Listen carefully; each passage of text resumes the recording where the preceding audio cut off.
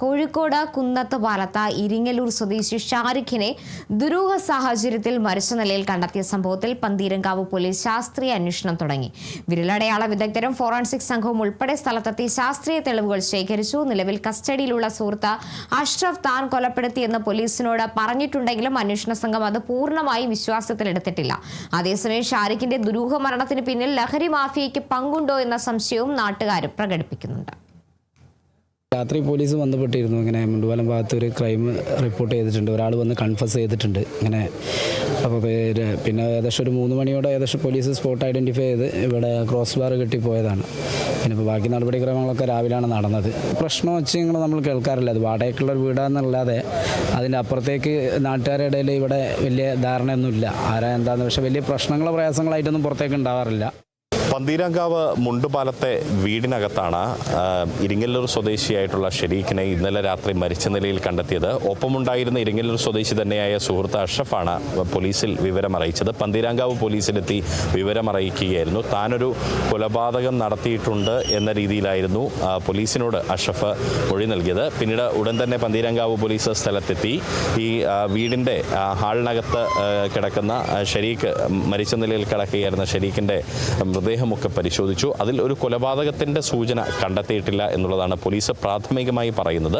പോലീസിൻ്റെ വിശദമായ അന്വേഷണം നടത്തി വരികയാണ്. വിരലടയാള വിദഗ്ധരും ഒപ്പം തന്നെ ഫോറൻസിക് സംഘവും അടക്കം ഇവിടെ എത്തി പരിശോധന നടത്തി.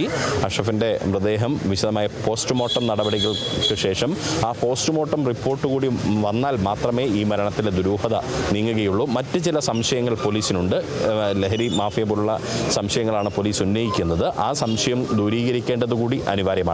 ഈ ദുരൂഹ മരണത്തിൽ നാട്ടുകാരുണ്ട്. ഈ നാട്ടുകാരെ സംബന്ധിച്ച് ചേട്ടാ, ഈ എന്താണ് പ്രധാനമായിട്ടും ഇവർ ഇവിടെ വാടകയ്ക്ക് താമസിക്കുന്നവരാണ്? ഇവർ വാടകയ്ക്ക് എടുത്തത് വണ്ടിയുടെ കച്ചവടം നടത്തുന്നതിന് വേണ്ടിയാണെന്നാണ് പറഞ്ഞിട്ടുള്ളത്.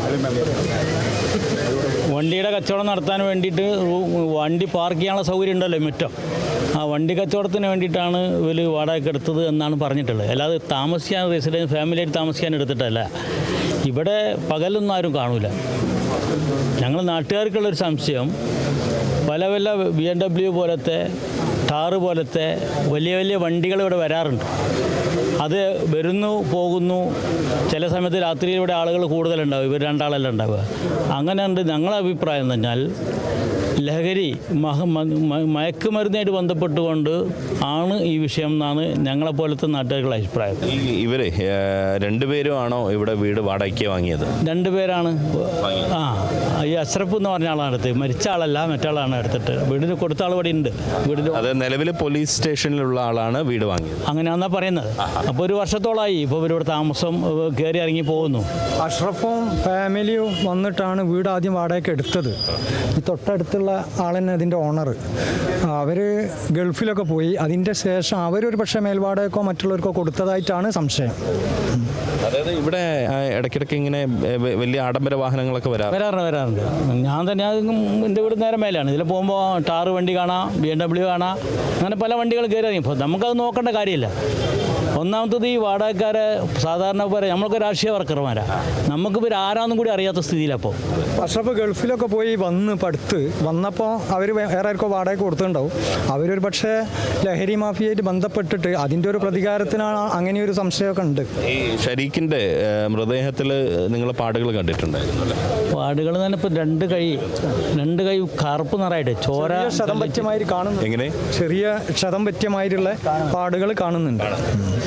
നാട്ടുകാർ പറയുന്ന പ്രധാനപ്പെട്ട സംശയങ്ങൾ എന്ന് പറയുന്നത് ഇത് ലഹരി മാഫിയയുമായി ബന്ധപ്പെട്ട ചില ദുരൂഹതകൾ. കാരണം മുൻപ് നടന്ന ചില സംഭവങ്ങൾ ഇപ്പോൾ അത് സംശയമായി തോന്നുന്നു എന്നുള്ളതാണ്. കാരണം സ്ഥിരമായി ഇവിടെ ആഡംബര വാഹനങ്ങളൊക്കെ വരാറുണ്ടായിരുന്നു. പക്ഷേ അന്ന് നാട്ടുകാരെ സംബന്ധിച്ച് സംശയമില്ല. പക്ഷേ ഇത്തരത്തിലൊരു ദുരൂഹ മരണം നടന്ന സാഹചര്യത്തിൽ അതിൽ ചില ദുരൂഹതകളുണ്ട്.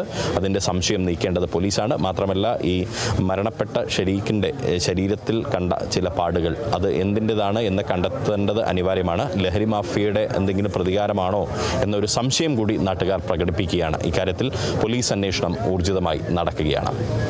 റിഷാദ് ടി കെക്കൊപ്പം Riyas KMR, Kerala vision news, Kozhikode.